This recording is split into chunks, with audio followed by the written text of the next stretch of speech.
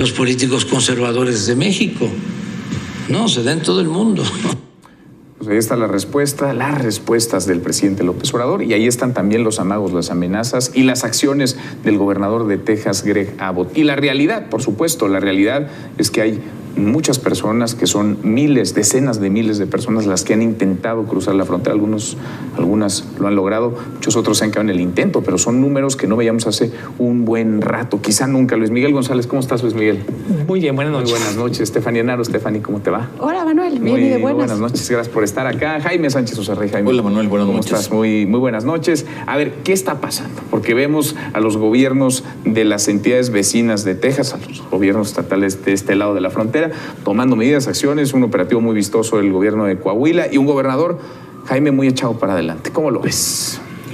Bueno, eso que estás mencionando me parece muy claro, y luego lo otro que ha sido muy claro en todo este proceso es prácticamente la ausencia del gobierno federal. Ni el secretario de Relaciones Exteriores ni el gobierno se hicieron presentes en esta crisis que hubo con el cierre de las fronteras, con la inspección de los coches en el tránsito hacia Texas, y finalmente fueron los gobernadores los que tuvieron que tomar la iniciativa y darle solución a esto en temas que no son propiamente de su competencia, que tiene que ver todo el asunto de la migración legal y de la inmigración.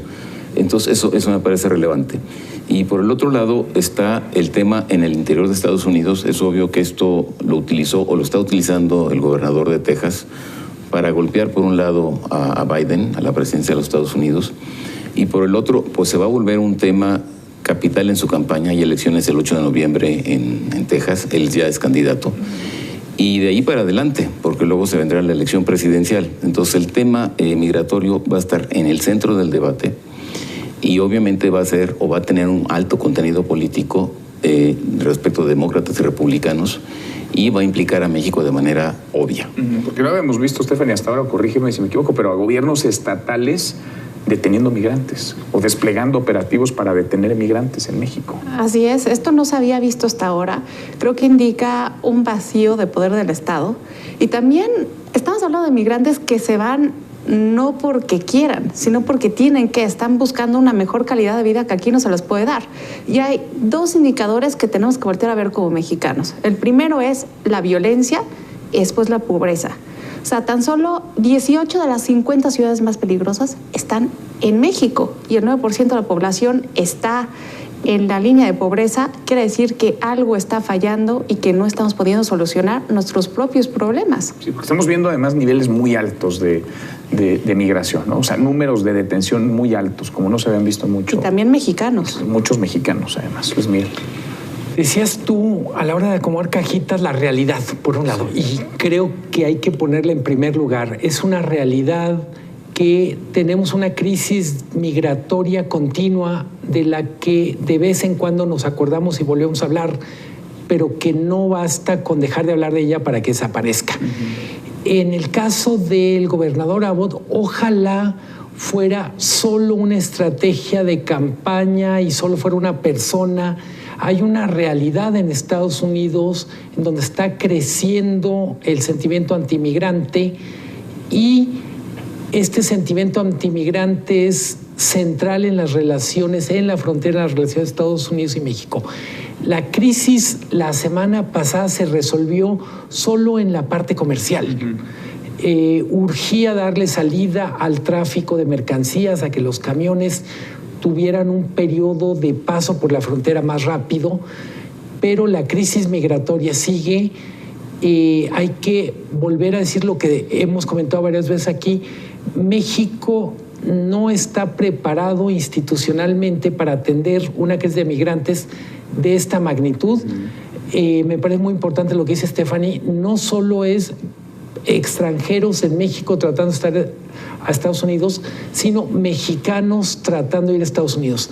Es una combinación complicada, y de todas las cajas me quedo con la realidad para tratar de entender. A ver, y en esa realidad el gobernador está en su derecho de hacer lo que hizo. está en su derecho de imponer estas condiciones, de generar estas amenazas. Cuando decías el contexto, Jaime, él está en campaña, la realidad también, por supuesto, ahí está, los números, las cifras, los datos duros de personas que están migrando están clarísimos, pero está en su derecho el gobernador, porque en teoría somos una zona integrada en donde las mercancías debieran correr de un lado hacia el otro libremente. Bueno, ha habido una reacción, o hubo una reacción de Washington en el sentido justamente de que esto no debería estar pasando, ¿no? Pero el problema de fondo efectivamente es que esto es como la manifestación de la presión que le está ejerciendo por el asunto propiamente migratorio. Y ahí, pues yo creo que estamos viendo ambas cosas, lo que mencionaba Stephanie, lo que mencionabas tú, de que finalmente son los estados fronterizos los que están tomando en sus manos, mexicanos, los que están tomando en sus manos esta negociación y que están ocurriendo, y que están interviniendo ya en el control de lo que sería la migración. Y por otro lado está el gobernador Abbott, que bueno, pues obviamente es un conservador, obviamente está en la línea de Trump y obviamente está implicado pues en toda la polémica y en toda la tensión política que existe en Estados Unidos en esta materia, es decir, es la parte conservadora. De hecho, esto tiene que ver, la reacción del gobernador, con el tema del artículo 42, que permitía justamente las deportaciones inmediatas en términos de el COVID y del riesgo que significaban para la población en teoría. Y eso fue lo que eliminó Biden, y eso es lo que molestó más todavía al gobernador Abbott, ¿no? Entonces, pues es un tema que va para largo, y yo creo que aparte la dimensión que esto va a tomar a futuro no solamente está implicado con el futuro político que tiene, sino con realidades que ha dejado, por ejemplo, el COVID, que está dejando la crisis económica, y que va a hacer justamente que la presión en la frontera no sea solamente de los centroamericanos, sino de buena parte de los mexicanos que van a experimentar en el futuro cercano situaciones muy complicadas y que tiene que ver también con el tema de la inflación que platicábamos la vez anterior, ¿no? Entonces, este va a ser un problema que se va a incrementar, que va a crecer y que va a tener múltiples aristas, y además va a ser una carambola de muchísimas bandas. ¿Qué hacer? ¿Qué puede hacer el gobierno mexicano? O sea, blindar la frontera sur otra vez, como ya lo vimos en algún momento, detener a cualquiera que intente cruzar, además de los mexicanos que intentan, son muchos centroamericanos, incluso sudamericanos que vienen de un largo trayecto. ¿Qué puede hacer el gobierno mexicano? Porque también parece está un poco atado de manos a la realidad, porque las condiciones no las define. El gobierno puede ser reactivo, pero no define las condiciones de lo que está pasando. El margen de maniobra es muy estrecho, porque yo diría todos los frentes que están abiertos son muy relevantes para México, yo diría más relevantes para México que para Estados Unidos proporcionalmente. El frente comercial, claramente hay una asimetría en contra de México. El tema de migración, México es el exportador de migrantes. Es cierto que no se puede taponar la frontera, pero se puede hacer algo muy parecido a eso y hacernos pasar un infierno. Y por otra parte está el tema de violencia. No hay que olvidar las protestas en las primeras reacciones a la decisión del gobernador Abbott fueron de organismos empresariales, de transportistas, pero también los narcos dijeron aquí estamos y prendieron camiones. Sí. En ese sentido, la disrupción de la frontera le pega a muchos grupos que operan desde México y que básicamente nos hacen ver lo vulnerables que somos. Yo diría, por lo pronto creo que hay que hacer un recuento de daños antes de pensar en una estrategia. ¿Se parece a lo de los aranceles con Trump? Sí, es similar porque son de la misma escuela. Hay que recordar que Abbott es un mini Trump. De hecho, empezó a construir su propio muro en Texas y sigue la misma línea. Aquí lo preocupante es que seguimos analizando los problemas de México y Estados Unidos con el mismo marco desde 1848. Sigue habiendo una guerra cultural, no existe Norteamérica como tal, se puede hablar de un tratado de libre comercio, pero en la realidad estamos viendo estas diferencias, son ellos y nosotros o nosotros y ellos. Y también hay que notar que la frontera tiene una vida propia. Hay muchas teorías geopolíticas que dicen que en un futuro se pueden separar los estados del norte de México y los del sur de Estados Unidos para formar otro colectivo nacional.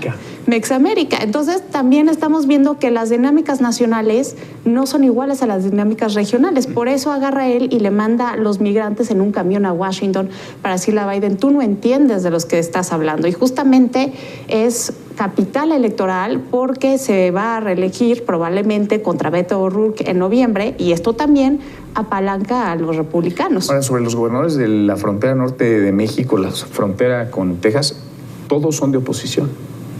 ¿Tendrá algo que ver el que sean de oposición con que el gobierno no se esté necesariamente metiendo, involucrando directamente en esta negociación? Creo que lo explicaba muy bien Jaime. Yo enfatizaría dos cosas.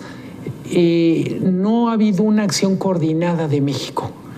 Es cierto que vemos también que Estados Unidos tiene una postura desde Washington y otra postura en Texas, pero en México ni siquiera vemos una sincronía en reacciones. La declaración del presidente, yo diría, es tardía respecto a la crisis. Se sube o agarra el tema muchos días después de que esto estalló. Hay que recordar, el gobernador Abbott abre el tema el 6 de abril. Sí, ya tiene un rato. Nos da una idea lo que tarda en llegar una crisis del norte desde lo local al centro de México. Bueno, eso puede ser lo que tú dices de los gobernadores de oposición, pero también había prioridades en el gobierno de la República, ¿no? Es decir, la primera prioridad era el 10 de abril. La consulta de revocación del mandato. Y la segunda grandísima prioridad era, pues, obviamente, la reforma energética. La narrativa de la reforma energética. Pero no la narrativa, sino que ahí se metieron pero que se aprobara toda la carne al asador, ¿sí? ¿No? Digo, eso realmente... Porque no consiguieron ni un voto en el Congreso. Bueno, entonces, pues yo creo que pensar en ese momento en la frontera, además Marcelo Ebrard ni siquiera estaba en México, ¿no? Andaba en ese tiempo deambulando por los países árabes. En Qatar, sí. Entonces, digo, pues es una expresión de lo que era el gobierno federal en ese momento y que le pasó esto de noche. O no quiso intervenir, o estaba muy ocupado realmente con sus pendientes y sus prioridades. Pero a ver, déjenme, porque entiendo la responsabilidad que tiene México, por supuesto, el gobierno mexicano, pero ¿dónde está la responsabilidad de un gobernador como el de Texas? Es decir, lo que está haciendo está bien, o sea, ¿lo vamos a avalar? ¿Está bien lo que está haciendo el gobernador de Texas? Éticamente está mal, es una porquería. Legalmente, él lo que está haciendo por el momento es decir, a lo único que me obligan los convenios a los que hace referencia Stephanie es a que pase mercancía de personas. No hay un acuerdo entre México y Estados Unidos para el libre tránsito de personas. El TLC y ahora el TEMEC tiene que ver con cosas, tiene que ver con flujos financieros, pero a diferencia de los acuerdos de la Unión Europea, por ejemplo, las personas no pueden pasar de un país a otro. Si no eres cosa, no pasas. Y es que lo que está ocurriendo puede ser contraproducente, incluso para los estados y para Estados Unidos. Cuando se alentan las cadenas, puedes crear escasez de unos productos y esto puede aumentar la inflación, que es la más alta que han tenido en 40 años. Porque los necesitamos un montón, pero ellos también necesitan de México bastante. Exacto, es una presión directa a las autoridades mexicanas, ¿no? Necesitamos del flujo comercial entre los dos países, pero no se está dando cuenta de las consecuencias que puede haber del otro lado. Ahora, perdón, sí. Pero en tiempos del Tratado de Libre Comercio, el primer tratado, el con Salinas de Gortari, el tema del tratado era no queremos, bueno, mi inglés es muy malo, we don't want aid, sino trade, ¿no? O sea, no queremos ayuda, sino comercio. Y al final de cuentas esa era la estrategia, yo creo que trazó el gobierno, y esto implicó muchísimas cosas, incluso la reforma política, la apertura política, etcétera. Pero al final de cuentas era el asunto de si México crece y tiene estabilidad, pues dejará de haber una migración importante mexicana. Y las cifras a finales del sexenio de Peña Nieto mostraban justamente que la migración mexicana había descendido, y no sé si incluso se volvió negativa, pero había descendido. No era el problema vino después con la migración centroamericana. Y ahora está reapareciendo junto a la centroamericana, la mexicana. Entonces, es un problema complejo, admitámoslo por una parte, y por la otra, bueno, pues también existe el derecho de los Estados Unidos de controlar su frontera. Si efectivamente mañana nada más se abriera la frontera centroamericana, México-Centroamérica, que no se ha hecho, ¿estaríamos realmente dispuestos a ver esta frontera indiscriminadamente y decir, bueno, todos somos hermanos latinoamericanos, adelante? Por supuesto que no lo hemos visto. Y es que es una historia que se repite de norte a sur y también esto puede sentar un precedente diplomático porque mucho se ha impulsado la diplomacia entre ciudades hermanas. Ahora, esto puede sentar un precedente diplomático de la diplomacia entre estados sin necesitar necesariamente el orden federal. A ver, Cuando escuchamos al presidente, sobre todo un discurso que dijo, creo que hoy en la tarde, donde reitera esto, nosotros no somos vasallos, nosotros soberanía.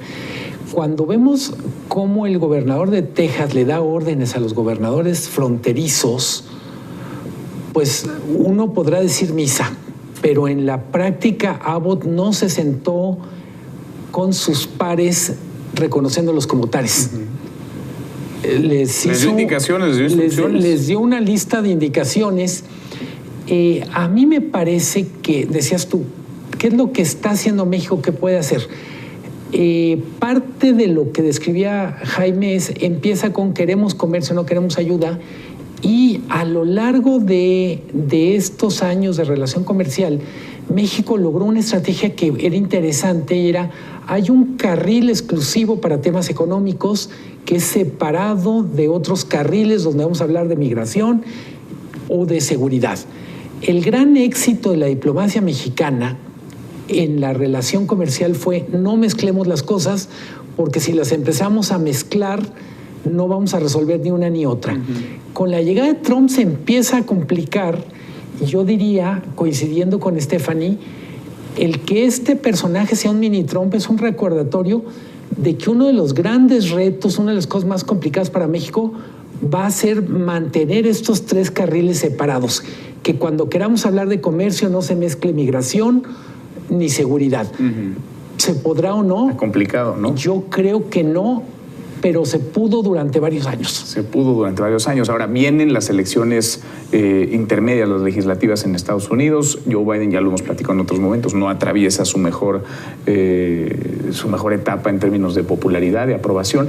¿Cómo puede jugar el voto latino, el voto migrante? ¿Y cómo puede jugar este discurso radical, no sé si de odio, pero radical contra los migrantes? Un discurso que fue para Donald Trump gasolina pura. ¿Cómo le puede jugar ahora a los republicanos? ¿Cómo lo ves, Stephanie? Creo que esto es estratégico porque hay que reconocer que México es número uno en la mente de los estadounidenses. Es un tema que se posiciona de manera rápida y más aún con la inflación, con el desempleo y teniendo el contexto de un virus que vino del exterior. Creo que esta especie de xenofobia puede prender muy rápido en Estados Unidos y fortalecer el discurso de los republicanos que han estado en contra de la inmigración, mientras que los demócratas han sido más abiertos. De hecho, Donald Trump le reclamaba a Biden que él quería dejar las puertas abiertas. Y justamente esto es lo que puede aplicar.